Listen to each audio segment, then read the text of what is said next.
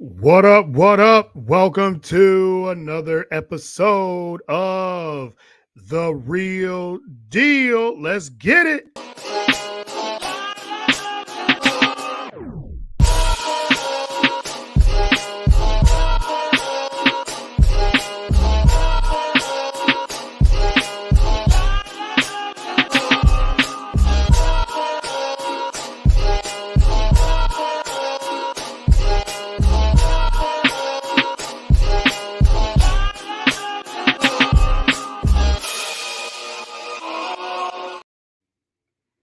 All right, welcome to another great episode of The Real Deal. I'm your host, as always, Mr. Courtney Harden. Glad to be back with another episode. Going solo today again. Had a couple of great guests lined up. We was going to talk some what's been happening in WNBA and the media and the narratives that's been going on.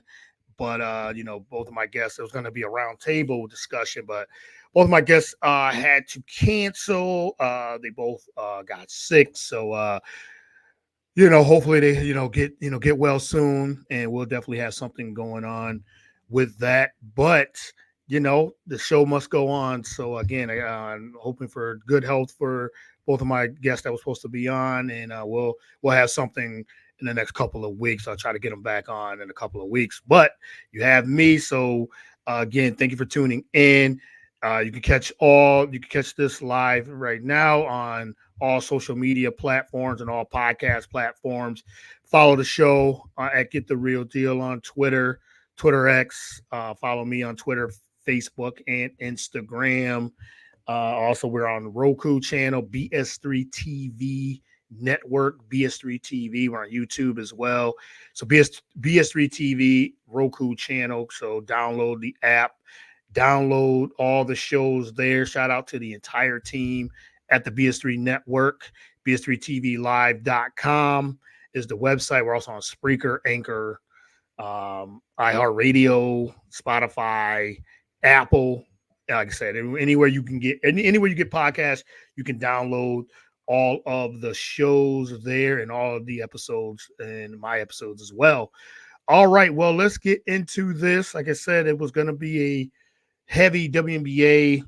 Still going to talk some WNBA news, but I'm going to get into a few other topics as well while we're here. But yeah, so news that came out today, the USA team on the women's side was announced, and the biggest story of that was Caitlin Clark did not make the Olympic team. She was not one of the 12 team members to make the team, and that was the news, and it's all over social media. It's all over, there's the narratives of both sides that some say she should have made it. She should have been one of the 12 players to make it. And also you have the other side that says that, she's not one of the top 12 players right now and everything. And then this whole thing of, her fans are going to be upset. They're going to be upset. They're going to wake up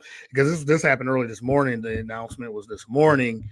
And my thoughts on it is it's not her time yet to make the USA Olympic team. It's she's a rookie, and is she one of the most popular players already? Yes, but the USA basketball team is not a popularity thing. It's you take the 12 best players in the league, and this roster is loaded. It's loaded without her, and if she would have made it, I wouldn't have been surprised she made it, and she did make it. So I'm not surprised either way. But she'll have her time. Like there's plenty of other times, and fans are very upset that she didn't make it because they're thinking, with her popularity getting into the Olympic team, going into the Olympics, it would be, it'll just grow the game even more. But let's talk about the players that are on the team. Like I said, this team is stacked. I mean, you got Asia Wilson, who's the best player in women's basketball in the WNBA. So she definitely was going to be on it. Brianna Stewart, also one of the top 2-3 players in the league. She made it. of course, and others. Let me pull up the roster of who made the Olympic team because, like I said, the narrative of Caitlin Clark not being on the team, and people are saying there's a lot of reasons, but for her, like, she can rest up. I mean, think of it. She's been playing since she played her college and got to the championship. Also went to got to the championship. She lost in the championship. She had maybe 3 weeks, the draft, and then she's playing 3 weeks later. So she's been playing ever since September, October, when the NCAA season starts, all the way until now. So she can use the rest. She gets those 3 weeks off, and so she looks tired, she looks exhausted playing, and she's playing, and then they just won their third game yesterday, beating the Mystics. She had one of her best games at 30 points yesterday, but this narrative that she should be on the team because of popularity, and that's not how it works when it comes to that. So, but I'm gonna pull up the USA women's basketball. I'm gonna pull up the roster here. Uh, Clayton. So the story is Caitlin Clark omitted from the USA Olympic women's basketball team. How about we talk about the people the players that made it? So yeah, Asia Wilson, a lock. Brianna Stewart, a lock. Diane Taurasi, this would be her fifth Olympics. So she's still one of the top players in the league. At 41, I believe she is. Brittany Griner, Alyssa Thomas, Nafisa Collier, Jewel Lloyd, Kelsey Plum, Jackie Young, Sabrina Ionescu, Chelsea Gray, and Kalia Copper. That's your roster. This roster. Let's talk about the roster itself of who made it, and instead of who didn't make it, because they're still going to be dominant. These are arguably the 12 best players in the WNBA. So you have to you got to give it to these 12 players that are deserving. So then there's, like I said, Twitter has become now, and then that was going to be one of the topics I was going to talk about, but the social media, I should say, has become like a cesspool now when it comes to talking about the WNBA, women's sports, women's basketball, particularly, because you have so many different false narratives and you have so many different things that people are getting so nasty with their opinions about everything. And now with this, the fans of the I wouldn't say all fans, but some of the fan base of Caitlin Clark are really gonna be, and they're already making comments of saying, "Oh, this is she should have made it," and you could feel that way because some people think she should have made it. She should have been like one of the 12 players, but who knows, if she would have made the team, she probably would have got a lot of time, because it's just being a rookie, and the players I named, and I would say a majority of them are all of them are well deserving and should be on the team, but these 12 players are going to get a lot of time, and Caitlin Clark being one of those 12 players, she might not got a lot of time. So would it have been an experience for her? Yes, it would have been a great experience to be on the Olympic team, and she'll probably say herself, like, I haven't earned it yet. I haven't earned it yet. I played 12 games in my professional career. So you got to put that in consideration too. Like, all these players that have made it have years, 3 or more years. So you go with experience, and they took an experienced team, and they're going to dominate and more than likely win another gold. They haven't lost since since '96. So they won every single time. So let's pump the brakes.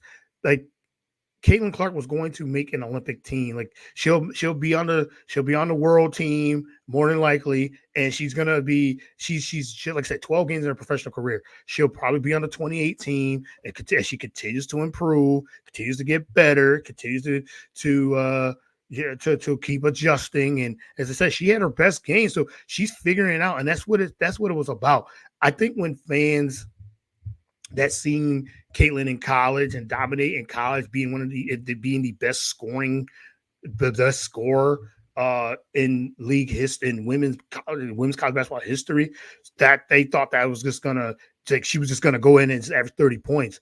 It wasn't gonna happen like that. It was going to take time. I said before, and I said this weeks ago, her game will translate. That's a different question. That's a different discussion. Her game is translating. It's going to take some time. She's getting everybody's best shot. She's getting everybody's best defense, and her popularity is helping the league. It's helping ratings. It's helping viewership.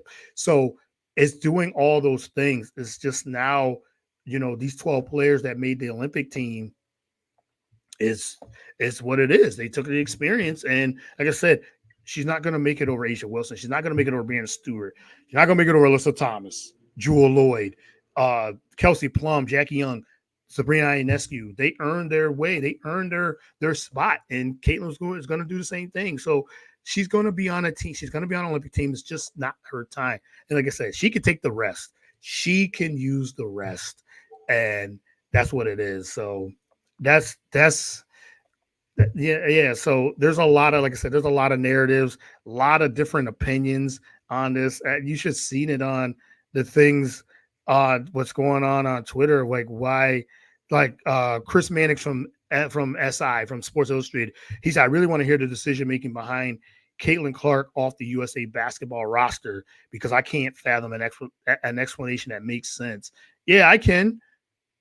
Earning it. That's it. It's as simple as that to me. Then these are experienced players. It's not a popularity contest. It's just not. And like I said, Caitlin will say it. I'm sure she's gonna say it herself. She's gonna probably say, I didn't. Yeah. I would be glad to make it. It would have been an honor to make it, but the 12 players, I'm going to earn it. I got to earn it. So yeah, there's going to be other opportunities, and Caitlin will more than likely be one of the best players heading into the next couple of years. But like I said, she's only 12 games into her professional career, so let's just let her keep developing her game, continue to be a professional, and we'll go from there. So I have no problem with her being left off the Olympic team. Yeah, other comments. I'm just going through some of the comments. I love watching Caitlin play basketball. I'm sad she won't be with Team USA. The reality is 11 of those players are just better at this moment. I totally agree with that. And so, others are going to say, well, it's hate and it's this and that. I'm tired of that. And another thing, I'm gonna transition into this other. I got a couple more topics on the WNBA. Because this week was crazy. There was a whole thing with the First Take and Stephen A. Smith and Monica McNutt discussion about how much coverage the WNBA that they do and what they've been doing and everything too. So I got an opinion on an opinion on that. But I want to get into this. I'm not going to touch on this too much, but the whole Kennedy Carter, this happened last week and it's still being discussed. I wasn't going to bring it up, but the whole Kennedy Carter and the hip check foul on Caitlin from last Saturday, and it's still being discussed. This is not the first time a player has been hip checked. It's not the first time a player has got a dirty foul on them. It was a dirty play. It wasn't a basketball play, and Caitlin said it herself yesterday during her before the game yesterday. She did say that she has no ill will. It was a hard foul. It was a dirty foul. She's moving on. She wants to play basketball. And I think the discussion of this needs to get back to just basketball. There's just been so much with the media and fans and the narratives and all these things. Can we just get back to let's talking about basketball and let's talk about the play on the court? I think that's where it needs to go now. And the media and fans will just keep bringing it up. And then, I think a lot of fans and media also feel like Caitlin should be speaking up against certain issues. There are things are going on. There is a lot of racism. There's a lot of different things going on, nasty remarks and comments, and from a lot of fan bases, not just Caitlin Clark's fan base, from all over. because even the Chicago Sky, they were harassed. Players from the Chicago Sky were harassed uh, during at their hotel, which is not right, not cool, not at all. There's got to be some more security there because these women need to be protected. And I think some people want Caitlin Clark to say something about certain things and topics and things that are going on and narratives that are going on. And it's just not, I don't feel like it's for me, if Caitlin doesn't want to say anything or anything like that, she shouldn't. Shouldn't be forced. She's not.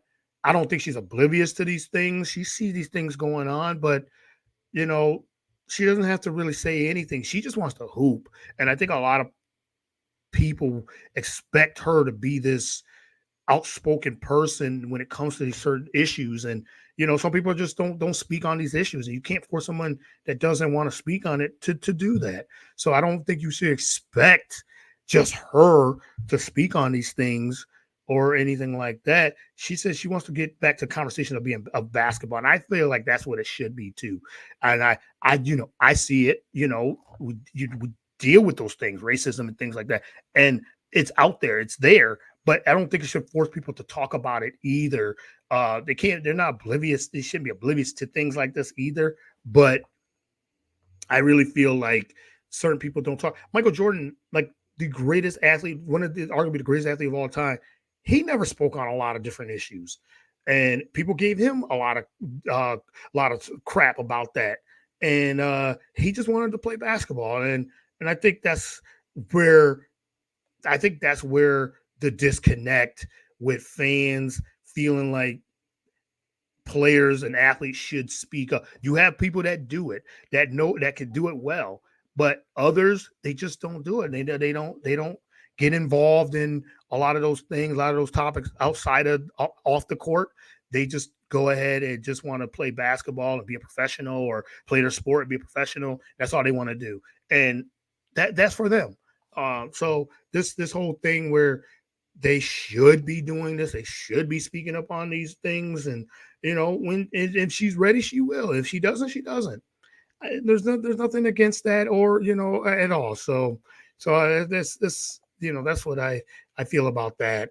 But I want to get into uh, earlier this week where Monica McNutt from ESPN was on First Take and with Stephen A. Smith and Shannon Sharp and Molly Karam. They were on, and they had a 45-minute discussion about the whole Kennedy Carter, Caitlin Clark foul, and protecting the asset of Caitlin Clark. And I mean, it was going on. It's been going on all week, and there's been a lot of different opinions, been a lot of nasty takes, and there's been a lot of things.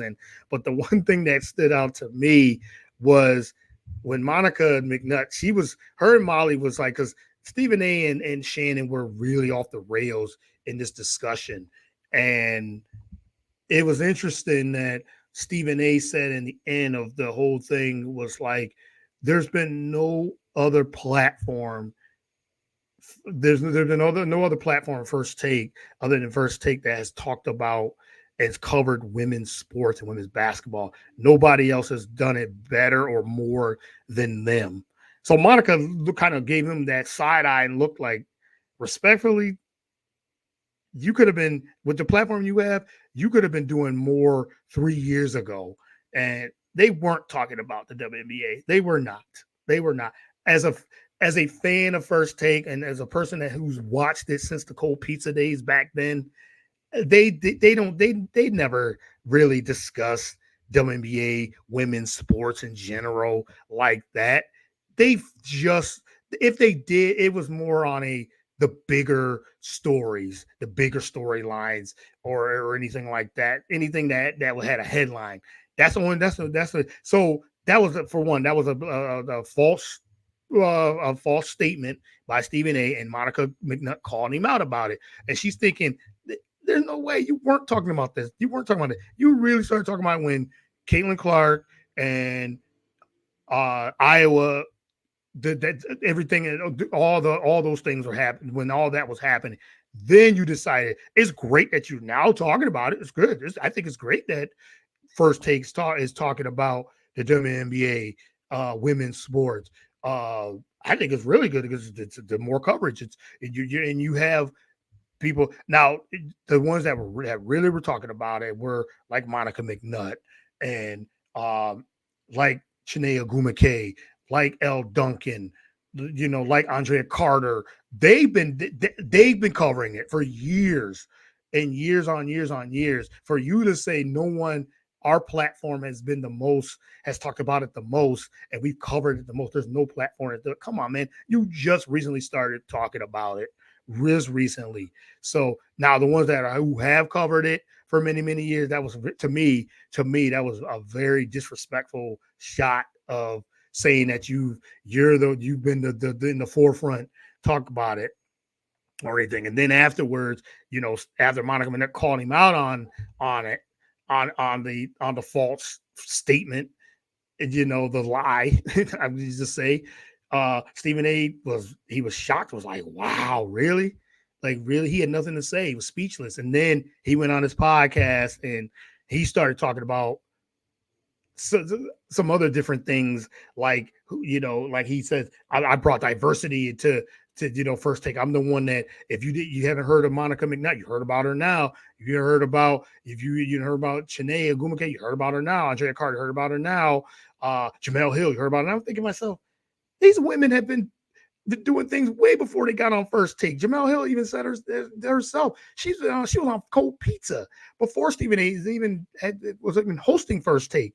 So for him to be almost like he made them another thing, he just went on a rant about, I've given opportunities for like Kimberly Martin and and others. Like, no, you've given them you have reached out and now they're on First Take. Like, you've given them an opportunity, I should say, or a way to now to help them. Of course, yes, you've helped them, but you didn't make them. You've given them more of a platform to be able to, to be on it, to be on your platform, to discuss women's sports and discuss things like that. You've given them opportunity, but to say you made them, they were doing all these other things before you've reached out to them to be on your show. That's what it is. So his take was like way off, but I'm glad that they've given a platform for women's sports to be talked about more, that's great, and I'm glad. But we got to keep this energy up, and women's sports being talked about and more on the platform that you have. You have the biggest platform on morning television, sports television. So it's more of now just continuing it, but you're only talking about one player, really. You're talking about Caitlin Clark. There's other stories. Let's talk about Connecticut being undefeated. Let's talk about Asia Wilson dominating. There's other stories. Let's talk about those things. So there's other things and other stories in the WNBA. So shout out to my man T Rod, man. I ain't seen you in a minute. Thank you for tuning in. Really appreciate it, man. Really, really appreciate it. Tell me if you've got any comments on, the way the media is handling WNBA stories and things like that. They should be talking about all these other storylines. Let's talk about Jewel Lloyd, who's been balling lately. Like, there's other ways. Congrats, 150. Yes, this is the 150th episode. Thank you, man. Really appreciate it. But what's your opinion, man, on how the media is handling WNBA and these false narratives that's going on and things like that, and fans talking about the WNBA? I've been loving it because as a fan of WNBA since the beginning and where the growth is going, I'm really, really appreciating. I appreciate the new fans. I appreciate the new coverage and things like that. But we have to give the credit and the props to everybody else who's been covering this for many years. And I don't want to forget anybody too, because there's just been so many people who's covered this league and seen the growth of this league. And for the disrespect, I think that Stephen A did and said what he said, definitely had, to me, was disrespectful for all the ones that who has covered it for so many years. So yeah, Monica McNutt called him out, and I'm glad she did, and she really give it to him. And she even, like, Shannon Sharp, he had her on Nightcap with him and Chad Ochocinco. Great show, by the way, too. And just had a great conversation, had Monica McNutt on there, and she really, and Bomani Jones also had her on the show, on his show as well. And she was able to have a more of a nuanced conversation of, like, the media and WNBA, how it's being covered now, and everything too. So she had an even more extensive conversation that she couldn't really get her point across because of all the things that were happening, all the things that were being said on First Take. So I'm glad that she was able to talk about that as well. So, all right, just got a couple more topics I want to get into, but we had the NBA Finals. Let's transition to the NBA, and the NBA Finals is finally here. We had Game 1. The Boston Celtics dominated the Dallas Mavericks in Game 1. That was on Thursday night, and I picked Boston in 6. I just feel like Boston now, with a healthy Porzingis, who really had a really good game. I mean, he came off the bench and really dominated, really did his thing. He's a difference maker. I think he's the difference maker with the Celtics because of his size. He can shoot, he can get inside. Um, he brings Dallas's bigs out from the lane, and they can't clog up the lane because they got to guard him because he can, it's 7'3" and can shoot over the top of them. And it showed that how much of a difference maker he is, on top of Jaylen Brown having a really big game, and Tatum and Drew Holiday. Like, these guys, Derek White, they really, and they attacked Luka, and they're going to have to continue to keep doing that for them to win. And they were able to do it. Now, Kyrie won't go 5 of 18 from the field again. I really don't believe that. He was missing shots. He was missing shots that he normally makes. So Dallas, I think they'll adjust. They will adjust. Luka won't just have one assist. He only had one assist. So they really attacked Luka. They made it difficult for him to dictate. And Boston, they're one of those teams that they can beat you in a lot of different ways. They shoot a lot of threes. So if they're hitting their threes and they defend, Boston's tough to beat. And then I've seen a lot of predictions where Dallas, a lot of people picked Dallas to win this series in 6. Some had 5. And I'm like, that's disrespectful to the Celtics, especially again. I think even without Porzingis, they still have enough to beat Dallas, and we'll see. We'll see what happens with the adjustments. That's why I love the NBA, because of the adjustments in a 7-game series. So we'll see how Jason Kidd, and if Luka can now get it, what he's been doing all year, really dictating the flow of the game. I think they got to slow it. I think Dallas has to slow it down, play half-court game. That's how Luka likes to play.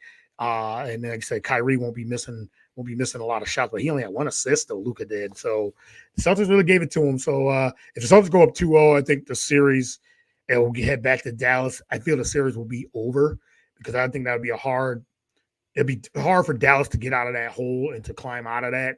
Now, can they tie the series? And if they're down 2-0, of course they can.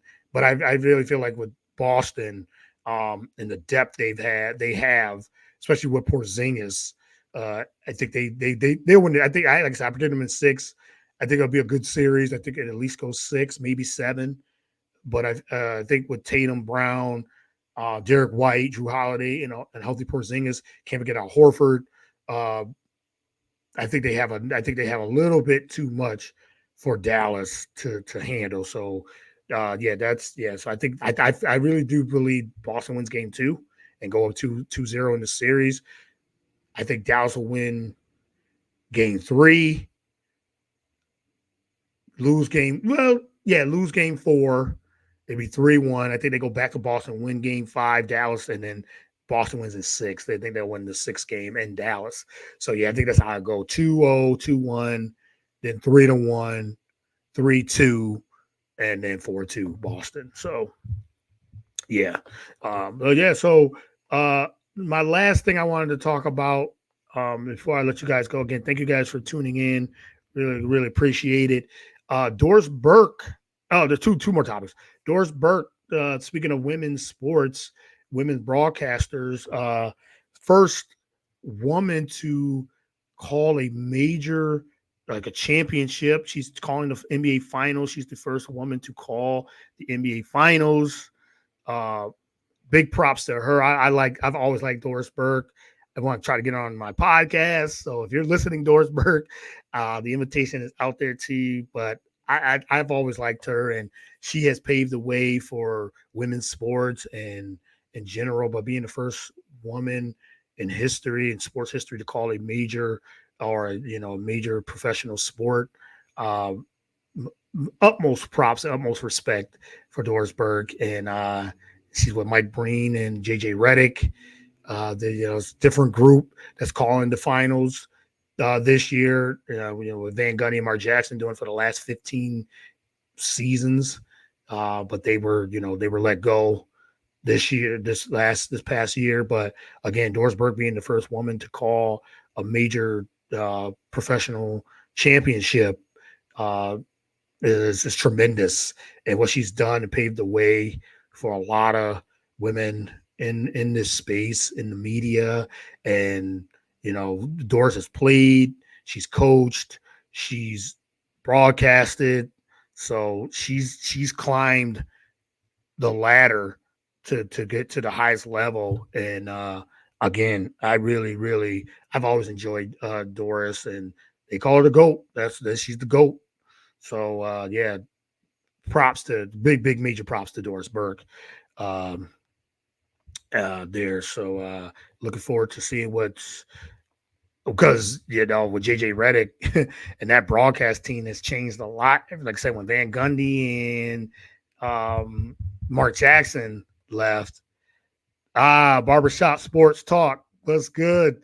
Thank you for tuning in. Really, really appreciate it, man. Hey, what's you guys' take on everything, what's been going on with the WNBA and the media and all those things? Love to hear you guys' opinion on that, and who you guys got winning the finals. Really would appreciate the comment though, man.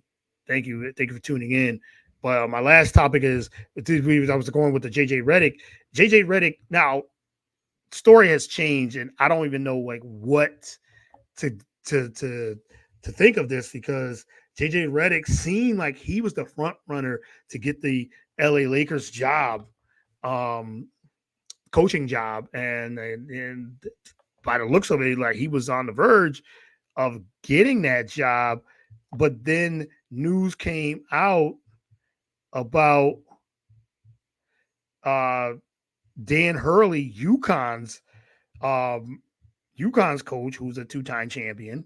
UConn's coach, Lakers met with him yesterday. So Woj, Adrian Wojnarowski, he tweeted that they was giving him a massive offer. So how did the tides turn and tides have changed that quick in their coaching search? And he met with Dan Hurley. The Lakers met with Dan Hurley. They prepared a massive offer. He said that he's gonna. They offered him about the rumor is they offered at least $100 million to take the head coaching job. So he had a meeting with them. So he said he went back and said it was a good meeting, but he had to contemplate. He's got to think about it. But my thing is, like, what happened with JJ Redick? I thought he was gonna. Shams had reported that it wasn't a foregone conclusion, but man, what has had the tides have turned? So it's either going to be Dan Hurley or it's going to be JJ Redick. I don't know. We'll see. So that's going to be something heading into the off season in that story. So couple comments here from the Barbershop Sports Talk. I got to get you guys back on the show, man. We gotta do a back-to-back show. But he says CC being left off the USA team is a good thing but I understand why folks are out there taking their opinion of she should be on there to help grow the rating, but CC needs some rest. And that's what I was saying too. And then I think they went with experience over that, and Caitlin Clark, she's gonna have, I said at the top of the show, she's gonna have other opportunities to make it. I could see both sides. Like I said, I saw both sides. If she made it, it would have been great. But this team is loaded. This team is loaded with talent. This league is loaded with talent, and they took the 12 best players. So like I said, I think Clark is going to have other opportunities to make world team and Olympic team. So, and also he says the Mavs in 7. I got Celtics in 6. So appreciate the comments, man. But yeah, man, the NBA offseason got the draft coming up as well. You have the free agency also, and then all these, the coaching. So NBA's they got the media rights deal. I talked about that. Be on the look. Check out my past show. I talked about the media rights. It looks like TNT, Warner Brothers Discovery is not going to have the NBA. And there's been talk. There's been a lot of talk, and it looks like there's a framework of you talking billions of dollars. Framework is already in place for ESPN, Disney, and Amazon Prime, and NBC Peacock. Looks like those are going to be the 3 companies, 3 networks that are going to have the NBA. And Adam Silver, he talked about that, and in his press conference, state of address before the NBA Finals, that he was discussing the things and negotiations, and it's still going on. It's not conclusion, but those with all the stories and all the people that are involved in reporting on this, looks like it's going to be a foregone conclusion that those are going to be the 3 major networks that are going to have the NBA. So TNT could be out, but we'll see. TNT, Warner Brothers Discovery has a chance to match if they want. And it's going to be about a $2.6 billion a year type of deal, and who knows if they're going to match Amazon. But it looks like the NBA wants to get on the streaming, and I don't blame them, because that's it's all, at the end of the day, it's all about the money. It's all about streaming. It's all about money. The NBA wants to have their games streamed. Warner Brothers, they have Cinemax, but if you think about it, a lot of people have Amazon Prime. They have NBC Peacock, so that's where I think that's where in the household. So that's where I think that's where the disconnect when it comes to streaming with Cinemax compared to Amazon or compared to Peacock. So I'm looking at that story as well. So a lot of storylines, and then they said everyone continue to keep supporting the WNBA, continue to go to the games and wear the jerseys, all those things. And I love it. The ratings have gotten higher, and not just because of Caitlin Clark. And there's other, the rookie class, Cameron Brink's playing well. They're playing well. Love seeing Angel Reese. So there's other players, also other rookies that are growing the game too. So continue to keep supporting, continue to keep watching the WNBA. So like it's heating up. So looking forward to that. So, all right, well, that's a wrap for the show. Thank you for everyone that tuned in. Really appreciate it. Again, I thank you for the 150 episodes on my Saturday edition of this show. I couldn't do it without you guys and the support and the subscribers, liking and sharing and being on the show. I want to shout out all my guests as well that I've had over the years. I mean, I've done more than 150 shows, when I have shows on Zoom and those things. So you can check out all the shows in the archives there on my platform, social media platforms as well. So again, thank you for everyone that tuned in. Thank you for everyone that's in the comments. I really, really appreciate it.